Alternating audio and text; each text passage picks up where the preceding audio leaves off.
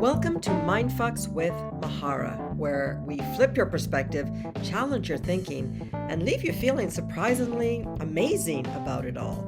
I'm your host, Mahara, and this podcast is for the rebels ready to rage against their comfort zone, for those willing to flip their finger at mediocrity and sit in the fire of discomfort, knowing that's where the magic happens. Each episode, I'll share insights that might just blow your mind in the best possible way.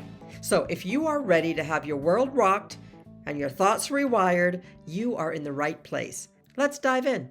Welcome back, Truth Warriors. I'm Mahara Wayman, and today we're diving deep into something that terrifies the living hell out of most people. Any ideas? Speaking your raw, unfiltered truth in a world that rewards conformity. I'm going to rock the boat. Buckle up, guys, because we're about to explore why dropping truth bombs feels like actual death to your nervous system, and why speaking up anyway is the most liberating thing you'll ever do. Are you with me on this? Okay, well, here's your wake-up call. While you're busy crafting the perfect, palatable version of your truth that won't offend anyone, your authentic voice is suffocating under the weight of your fear. And honey, that voice is your most powerful agent of change, both for yourself and the world. I'm going to get brutally honest with you for a minute. For years, I was trapped in what I think of as this silent prison, holding back my real thoughts, watering down my message, and carefully constructing a version of myself that wouldn't rock anyone's boat, right? I'd swallow my words when they felt too intense. I would nod along with conversations that I fundamentally, disagreed with. And I realized I was packaging my truth in so many apologetic disclaimers that by the time it came out, it was unrecognizable, even to me. Like, what the actual? So my turning point came during a corporate Zoom meeting this was years ago, when my new boss suggested an idea for me and our team that I knew in my gut was absolutely wrong. Did not make any sense to me. Everyone on the call was nodding along really enthusiastically, playing the good employee role. And I felt this, volcanic truth building inside me that needed to erupt. But as I unmuted myself to speak, my entire body went into panic mode, right? My heart was racing, hands shaking, voice was quivering. I felt like I was about to jump off a career cliff without knowing if my parachute would open. I spoke anyway. Yep, there she goes. It was shaky. My voice was imperfect. And I challenged what my boss was proposing. The Zoom room went silent, right? Some people looked uncomfortable. Others had that wide-eyed, oh shit, look, right? There goes Mahara. It was kind of like they couldn't believe someone was actually speaking up, even though it was me. I knew my dissent was going to rock the boat and not a good look for me. But in that moment, I just didn't give a shit anymore. And what happened next was really fascinating. After the meeting, I got some emails in my private messaging, and they thanked me for saying what they were thinking. And behind the scenes, it turned out that really quite a few people agreed with me, but none of them had the courage to speak up in that moment. And that moment actually became the catalyst for my eventual exit from the company.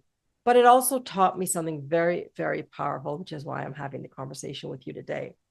My silence wasn't just hurting me.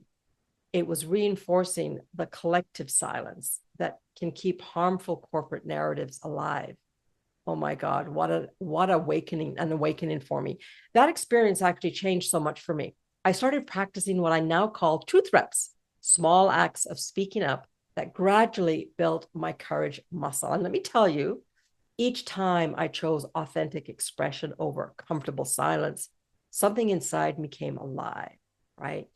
My business began to transform because I stopped trying to be a watered down version of everyone else. My relationships also deepened because they were finally based on who I actually am and what I'm actually feeling and thinking, not on who I pretended to be. And most importantly, I reclaimed a sense of personal power that no external validation could ever provide. I know that now, but I do want to get real. The terror of visibility is no joke. When you speak your truth, especially as a woman, You're breaking generations of conditioning that taught you to be nice, to be agreeable, and non threatening. Your nervous system literally interprets authenticity as danger because historically, being cast out from the tribe meant certain death. So, that fear that you feel when you consider speaking your raw truth, it's not weakness, guys. It's your primal brain trying to keep you safe in a world it perceives as threatening. The problem is, though, staying silent is creating a different kind of death, the slow suffocation of your authentic self. And I'm not into that anymore. Every time you swallow your truth to keep the peace, or you override your knowing to fit in, or you dilute your message to seem more palatable, a piece of your soul just shrivels up, right? Eventually, all those compromises add up to a life that doesn't feel like yours, a voice you don't recognize, and kind of like this, I don't know, gnawing emptiness that no amount of external validation can fill. This is like the third time I've said that. I mean, isn't it crazy how we'll post curated photos of our authentic life all over social media, but completely freak out at the thought of expressing an opinion that might not get immediate likes and hearts? We're out here performing authenticity while avoiding the real thing at all costs. So let's dig into what's actually keeping you quiet. Okay, first off, there's the approval addiction, that desperate need we have to be liked by everyone, even people whose respect you don't actually want. You've convinced yourself that speaking up will lead to rejection, when in reality, it's your mask wearing that's preventing the real connection. Okay. Then there's this perfectionism trap. I know I've talked about this before, waiting until you can express your truth flawlessly without stumbling or being misunderstood. Newsflash, there is no perfect way to speak your truth. It is what it is. Authenticity is messy, imperfect, and sometimes uncomfortable. Oh my God, I am living this every day. But that's precisely what makes it so powerful. And let's not forget the visibility fear, right? That terror of being truly seen. You've spent so long hiding behind careful words and socially acceptable opinions that the thought of standing fully in your truth feels like, you know, being emotionally naked in public. Oh my God. Vulnerability hangover, anyone? I mean, seriously, that's tough. But here's the truth bomb that you need to hear. Your silence isn't protecting you, it's imprisoning you. And breaking free requires a willingness to feel the terror and speak up anyway. It's called courage, people. So, how do we break through this paralyzing silence? Well, it starts with recognizing that your truth matters. Yes, it matters. Not just the sanitized, socially acceptable version, but your raw, unfiltered, sometimes uncomfortable truth matters. The world doesn't need more people saying what they think they should say. It doesn't. It needs more people with the courage to say what's actually true for them. Next, you need to start small. Don't expect to go from silence to radical truth telling overnight. Begin with what I call low stakes truth moments, expressing a preference or opinion in situations where the consequences are minimal. Notice how your body reacts, how the fear rises, and how you survive despite that fear. Gradually work your way up to bigger truths, challenging a harmful narrative in your friend group, for example, or expressing a boundary that might disappoint someone, or sharing an unpopular opinion when it matters to you.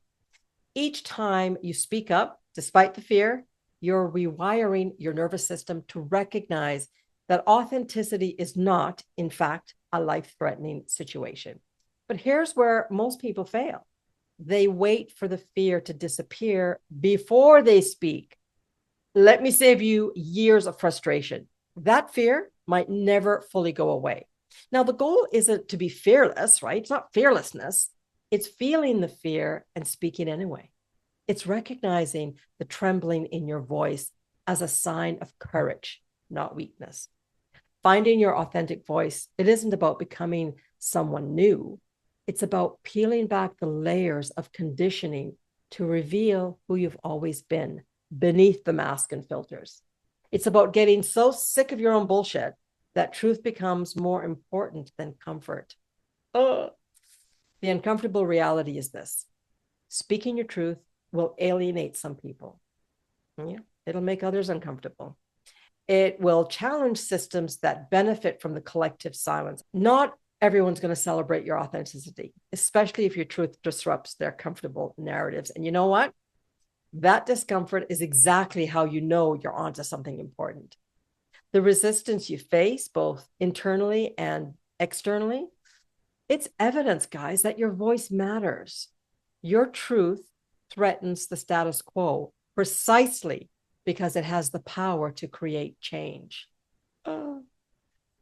Truth warriors, it's time to stop confusing silence with safety.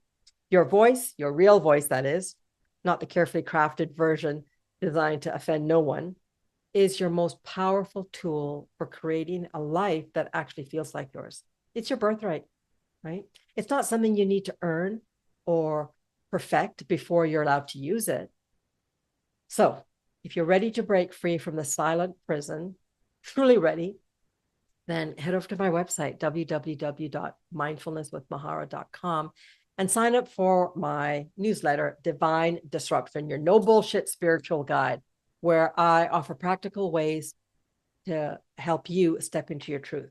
Remember this: the world doesn't need your silence.